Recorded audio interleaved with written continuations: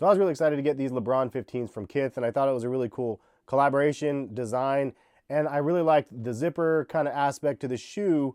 It offers a couple different types of lacing styles, but then I tried to do behind the zipper, and then I unzipped the zipper, and you could see what ended up happening.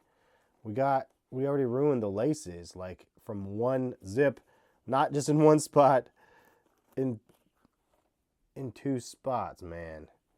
I'm gonna do a detailed review of this shoe in this video.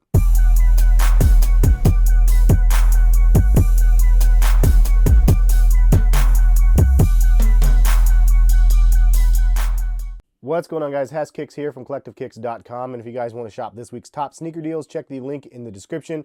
Today, I'm going to give you guys a detailed look and review of this shoe right here, one that I was excited to get, but not excited once I ended up switching up the zippers, and then they ended up just getting snagged in the zipper. So that was definitely kind of one of the misfires when you have a product that has a zipper, is obviously you can get threads caught in the zipper, and unfortunately, this one has the laces that got caught. And it was literally the first time I zipped up the zipper, and then like this, I just wanted to see it zipped up with the laces behind, because it offers it this method.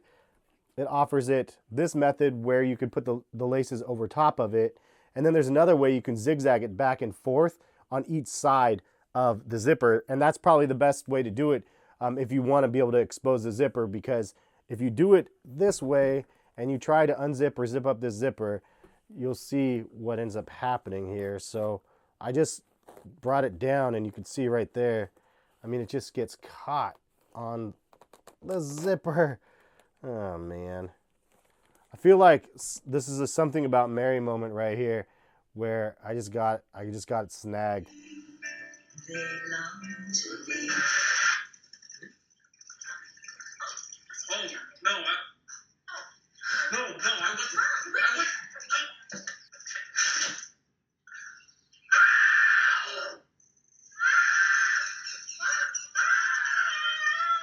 But kind of crappy first time lacing them up, and this ends up happening. I mean, I can't really even wear it like that, and if I snip the threads, it's just going to screw up everything. So luckily these came with a second set of laces though, so I will be able to repurpose this and try to figure out a better way. I'm not going to be lacing it like this. I thought it would have been cool. I was trying to follow the instructions in the book. So the shoes actually came with the instructions here, and it's Kith LeBron logo, super dope. Kith LeBron 15C lacing system options. So you have the single side lacings, as I was mentioning. You could do it like either side of the zipper, which honestly, it could probably get caught in the middle that way as well, just because you could see in the middle section, it kind of overlays. I don't know, it's really risky to do it that way probably also. And then you can do it over top, which is the way, again, this one came like just straight out the box over top, but then you can't expose the zipper if you want. And then the one that everybody was interested in the other video, and as well as myself, the under the zipper lacing. So you can go under the zipper and then be able to access the zipper. And that is what I did here.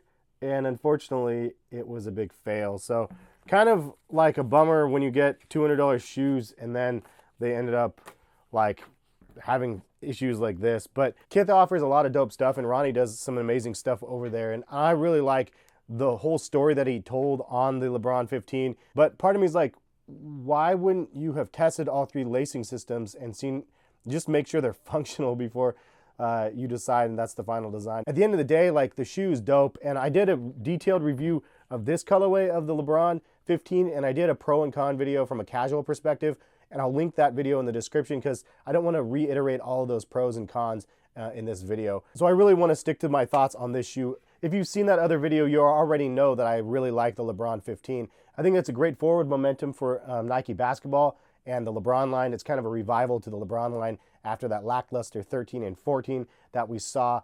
But this shoe definitely reminds me of a lifestyle shoe, and it kind of brings back, as I mentioned in the unboxing, the EXT factor of the LeBron line. So they had it going for a little while where they did a LeBron flagship model like the LeBron 10, and then they did an elite version, which was the really expensive, like cream of the crop, super fancy. In fact, that's an elite 12 right there that you could see in the backdrop. But the elites were like really nice. Since I saw the box, I went ahead and grabbed the elite 10s. So like, this is an example of the LeBron elite 10, and these ones were super expensive. So they ended up doing like the elite, like performance type shoe, but then they also had the EXT versions of the LeBron. So this is the LeBron 11 EXT in the King's Crown colorway. I actually added this lace lock from a different pair of LeBrons. I just thought it looked cool. But this is the EXT, so this is like a lifestyle version with like suede and stuff. So it's obviously not for performance. This is more for lifestyle and street. So they kind of have a couple different flagship type models, and then they actually had other lifestyle LeBron models as well as low tops and everything else. So they really expanded the lines quite a bit. So you fast forward to the LeBron 14s, and I don't think they had a elite or a EXT model on the 14s. So this kind of reminds me of like the EXT 15 if they did have one. And I think that Ronnie did a great job in the shoe. All in all, it's a great shoe, minus the little hiccup with the laces. The colorway is dope. The hardware is cool. So I think the zipper is a pretty cool aesthetic addition, but I don't think it's functional. Obviously, you walk around with that on your toe, you're going to be like super annoyed. And then if you zip it up all the way, then it looks kind of a little bit different, but the reality is it's the same lockdown and feel as the regular ones. My personal thought is if they would have lined it up on the Battleknit right here, they could have actually done a side zip, and I think that would have been like much, much better. Then you can actually unzip it and then zip it back up and make it snug. It would have had much more appeal, and you wouldn't have had to deal with the laces like we have the issue that we have here. But that's just kind of my thoughts on it. I think that they added a lot of nice premium materials though. This is like a super, super soft leather. It would have been cool to see more of this all over the shoe, but I mean, this is incredible leather on the pull tab. And you can see the LeBron James Kith logo on it, but the leather is amazing, nice. And then it's the same leather that's used actually on the middle where it says "Long Live the King" down the middle of the shoe. Another detail in the shoe, you can see the LeBron Kith logo and then the signature on the insole. Really, really soft, nice leather for that also. And then you have the Battleknit upper, kind of the chainmail dragon type. And then it has kind of an off-white midsole, and then this is kind of a nice addition. It has like a murdered out white air unit. Obviously, one of the cool features of LeBron 15 is you can see that visible zoom flex as it's in that max air unit, but you can't see it in here. It's kind of hidden, and it looks just interesting with all the different segments. Kind of minimizes the tech and focuses more on like the fashion aspect of the shoe, which I think is a smart move. And then on the back here, you could see that this metal, I think this is real metal, at least it feels like real metal, rose gold, kind of copper look to that Nike swoosh on the back. I like the minimal Nike placement on the shoe. I think that's a big plus. And I think it's a pretty cool shoe. Like, what do you guys think? Leave a comment in the comment section. I'm curious to see what you guys think. I saw a lot of comments from the unboxing. A lot of people hated them. Some people really, really liked the shoe. Some people were bummed that they missed. Other people didn't even try. So obviously different strokes, different folks, totally fine.